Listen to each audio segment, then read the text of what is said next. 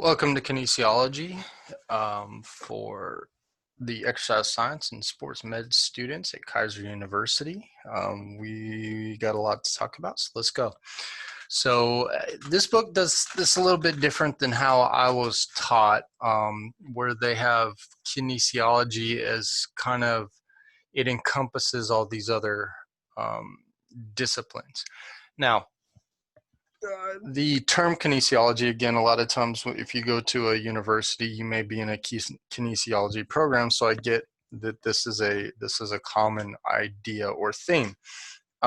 Where I would disagree is when you look at kinesiology encompassing biomechanics, it seems reversed to me, because biomechanics uses all the principles of kinesiology, yet takes it further and uses a lot of principles of physics as well. So to me, it seems like, being that biomechanics has all of kines in it, plus physics and more mathematics and everything else in there than what kinesiology has, I would feel like biomechanics encompasses kinesiology.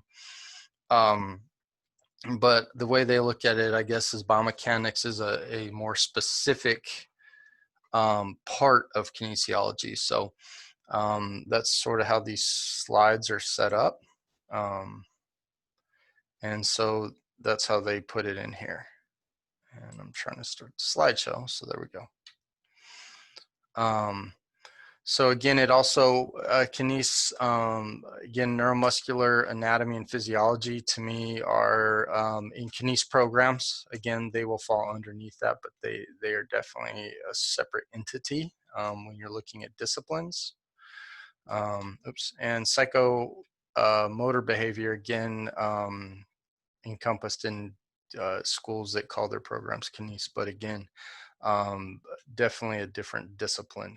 But they all are interrelated, and that's important to understand. Again, I think where most practitioners fall into the category of making huge mistakes is they really understand physiology, but they don't understand kinesiology, or they really understand kinesiology, but they don't understand physiology. Or people understand nutrition, but they don't understand how that affects the physiology and kines, or they understand, epidemiology, and they can see all the things with obesity and comorbidities, but they don't understand how the physiology and all those things may play into it, right? And that's the thing. All these things are interdisciplinary. They all interact together. And again, what makes a dangerous person in our profession is we have a lot of folks that have very little knowledge of how all this stuff works together, and that's the issue. And so again, I would really strongly suggest, if you watch this for just the sake of watching this on YouTube and you're not in my class, to get a higher education degree in exercise science or kinesiology, or basically it's all the same thing, just depending on what school you go to. Because we have folks that know a little bit about nutrition and they say dangerous things. We know folks that know a little bit about weight training, a little bit about cardio, and they say dangerous things, or they say things that are incorrect. Or again, folks that maybe understand that stuff really well, but they don't understand the psychology part of things. And again, that it really, all these things play into, and you got to have a good understanding of all of them, because what trips people up is all different. Where people fail at their diet, where people fail at their exercise routine, where people fail, a lot of times it's so interrelated to each other. You got to understand all of it. Okay. So neuromuscular anatomy, structure and function of bones, joints, cartilage, tendon, ligaments, and muscle. Everybody should have already had their A&P before they took this class, correct? Yes. Significant emphasis on muscle origins, insertions, and joint actions, and relationship to exercise and injury, right? When things are moved in the wrong way, as you can see on this play here at the bottom, this guy's ankle is facing the wrong direction. That is not a good thing, right? And so when we look at injuries and how things get injured, the way that, somebody was bent in the wrong way, or, if they're making a like a cutting technique or so on and so forth. Understanding the the movement patterns, and then understand the biomechanics, so the forces involved during those movement patterns and so on and so forth, gives you a clear picture of common injuries, common mistakes that lead to those injuries, and also practices that we should do to help prevent those injuries. So again, the way they look at it is kinesis right there in the middle. Again, this is not necessarily how I see it. I can get where people would look at it this way. Just the way that I picture in my mind when we look at all these things, it's not the way that I would do it. Again, kinesiology is the study of the movements that we can perform in our body, right? Structural kinesis is the study of muscles, bones, joints as they're involved in science of movement. So again, you're looking at, different joint areas there and the connection between them. So again, we've got the two top left pictures of the shoulder, you got the knee, so on and so forth. But if you go down and you look at the guy bending over at the spine, for that movement to happen, especially the amount of flexibility that he's got, there's a lot of different movements happening within the shoulders as he reaches down. Throughout the spine. The spine, is in different areas from the cervical to thoracic, lumbar, sacral. You've the stretch that comes across the hips, down through the back of the knee, so on and so forth. That is all played in that one movement of forward flexion of the trunk. And so again, we can break it up into segments, or we can look at it from a holistic standpoint as well as what's going on throughout those different joints and the muscles and tendons and ligaments that are involved in that movement. Biomechanics. So again, basically you take kinese and then you apply mechanical principles of physics and mathematics to living organisms, and then again, we can then, look at movements and how those movements affect our environment and how our environment affects those movements, all at the same time, right? So again, what type of force is best overall for bone health? As anybody knows, it would be compression, right? As we compress the bones, they get the little microfractures and they rebuild stronger. Kind of same principle as how we rebuild muscle, but again, that's, those are principles that we can take into account and then look at lifts that best give us overall bone health, so to speak. Or again, we can look at forces that cause injury or forces that help us prevent injury, right? So again, these are all different jobs that one might be looking at, that they go into our fields, or you graduate from one of our type of programs. Again, there's, when somebody asks me, okay, well, what can I do with the degree in exercise science or kinesiology or sports medicine? It's easier to answer, what things you can't do, because there's a lot of things, and even on this list right here is very incomplete. There's so many different types of coaching. There's so many different types of training. Physiologists. We've got physiologists that work in labs. We have physiologists that work in hospitals. We have physiologists that work in schools. We have physiologists that work for shoe companies like Nike. Well, I guess athletic companies, kinesiologists, biomechanists. Biomechanists can work again in a lot of those same areas. You may have them in healthcare, more what you'd say traditional healthcare. You may have them in laboratories. You may have them in sports specific type training. Biomechanists also work in the gaming industry to make the games more lifelike. When you play things like FIFA soccer or NBA 2K and all those other games, they they do a lot of the movement captures. You know, they bring in the athletes and do the movement captures and things like that, and so that we can take, you know, LeBron James shot versus you know, versus like Kevin Durant or Steph Curry or so, you know, and be able to get their movement patterns exact, right? And so the games have more lifelike feel. So again, there's a lot of different jobs that you can do. You know, so when thinking about what you would do with the degree, out of a kinesiology track, since we're in the kines class, I'll go with the way that they put it. A kinesiology track studies, you know, there's really a lot that you can do. And again, when people ask me salary, I don't really know what to tell you, because yeah, we've got folks that start out, you know, in, you know, making 30,000 a year.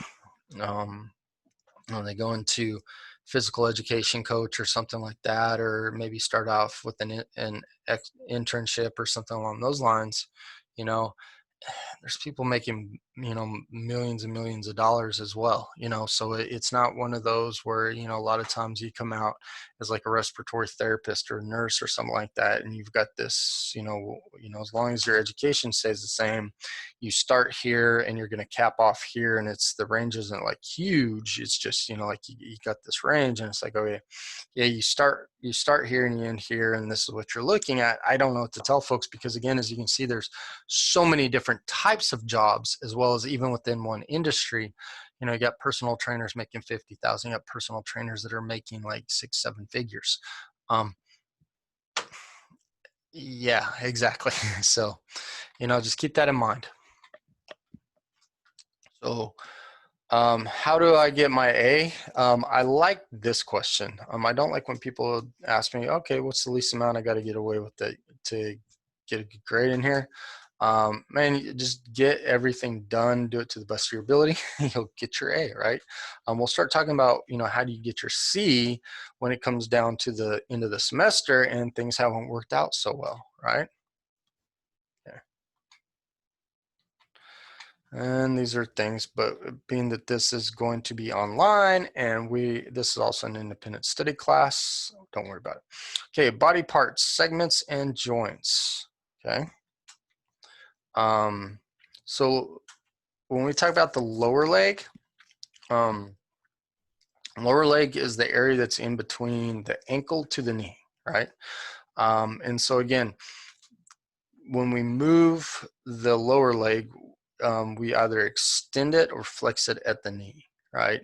Again, if you move at the hip will move the lower leg, but it also moves the upper leg as well. So you're actually hinging at the upper leg area, like just above the upper leg area, but yes, everything will swing back and forth or left to right, okay? So again, this person right here is doing what we call a knee extension, which then is allowing the lower leg to move upward, okay? So movements and regions, all right? So understanding these things helps you to understand when somebody talks about movement patterns from like a kinesiology standpoint. So superior to inferior is going from head to feet. Lateral is outside your body, past the shoulder, like, you know, like from the shoulders. Medial is going to be the midline that dissects the body into left and right. Proximal is going to be like when we're looking at, you know, like the hip is proximal to the knee is more proximal than the ankle, vice versa, distal. So the wrist is distal from the midline of the body versus the elbow, which would be more proximal.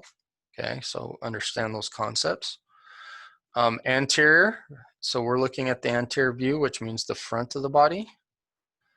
Posterior is the back. Inferior, superior, which we talked about those two. Lateral, medial, we talked about those. Proximal, distal. Dorsal, so on top of your foot is dorsal, okay. Sural, popliteal, brachial. This is going with, these are getting into, how do I explain this? Sort of getting out of kinesiology talk, and then we're looking at, like when we look at brachial, based on anatomy areas, so like the brachial plexus or brachial arteries and so on and so forth. Same thing with popliteal and sterile. These are terms that I don't know why we really have these as much in this particular class, because most kines we won't really use those terms that much. You know, if you stick to the left up to dorsal, then that's really more kines. This is getting more like kines, more an A and P than kines, you know. So again, sternal, the chest, cubital, plantar. So again, plantar is the bottom of the foot. Again, that is a kines term. And palmar is the palm of the hand, right?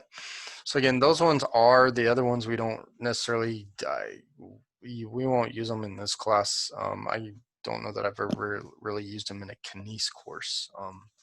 A and P, yes. So again, planes, axes. So you've got the sagittal plane, which is how do we put this? The sagittal plane is a plane that runs through the middle of the body, that cuts the body left and right halves. Okay. The frontal plane cuts the body from front to back. Transverse plane runs like right through your waistline, cuts the body from, you know, like top to bottom, north to south. Axes are a little bit different. So we have the longitudinal axis that runs up through from bottom to top or top to bottom. Along this axis is where you get twisting motions, right? So you twist along that axis, right? You know, so any motion where you know, like you're going to turn your hand over, and we'll go into more technical terms here in a minute. You know, you'll do glenohumeral rotation, so on and so forth, all through that. Frontal axis, again, this one is going to allow you to do motions such as flexion and extension, like whether it's the shoulders, elbows, hips, knees, so on and so forth. And then sagittal axis, again, the one that the other names you might see for this are frontal axis. You'll see medial lateral. Sagittal, you'll also see listed as anterior posterior axis as well. Sagittal axis is where you're going to get your abduction, adduction, and lateral flexions and so forth. Okay. So as we go through this, sagittal divides the body into right, left sides. Axis, again, typically I see it as a medial lateral. They had it in that last one as a sagittal axis. Again, the movements that are allowed in this plane are the flexion extension, right? So flexion extension happens in this plane. Plantar flexion and dorsiflexion also happen in this plane. Frontal divides the body from front to back. Anterior posterior axis. Abduction, adduction, radial and ulnar deviations. Lateral flexion, scapular motion, eversion, inversion. Then transverse plane divides top and bottom. Longitudinal axis, you have rotation, so internal rotation, external rotation, horizontal abduction, adduction, right, left rotation, pronation, and supination all happen in that plane. Okay. Non-axial movements, we have some non-axial movements that happen at the scapula when we're doing shoulder movements. So again, you've got elevation, abduction, protraction, adduction, retraction, depression. Again, the axial ones are going to be the downward and upward rotation that happen. And again, these usually happen simultaneous with other movements that happen at the shoulder. Okay. Circumduction. Doesn't show you on there. So circumduction is when you add abduction, adduction, horizontal abduction, adduction, flexion, extension, all gets added into this motion that creates a circle, right? And so circumduction is its own movement because you're going to go from, like a slight, like you may have like lateral, like a lateral adduction, come up into like a flexion to an adduct to a abduction to an extension, so on and so forth. So it's like it creates a circle because you're going from one, and you're since these ones work in all three planes, you've got rotation in there as well, right? And so again, circumduction kind of has all those movements in it. Right. So roll is a series of points on an articulating surface, comes into contact with a series of points on another surface. So again, if you think about it in the natural world, you're looking at rocking chairs, ball rolling on the ground, tires rolling on the road, femoral condyles, so in the body, femoral condyles rolling on the tibial plateau during knee extension and flexion. Spinning, single point on a moving surface rotates about a single point on another surface. So again, spinning a toy top. In the body, the head of the humerus on the fossa during flexion and extension. And then gliding. So a specific point on one surface comes into contact with a series of points on another surface. So there's skidding, sliding. Again, the head of the humerus and the fossa during internal rotation, external rotation. Femur on the tibia during flexion extension. Okay. Short chapter on this. The book is going to go more in detail. Again, make sure that you're going through the notes on that. I'll post this as well as some other stuff for this chapter. There's some good supplemental stuff that's in there. So that's it, and I'll see you in chapter 2.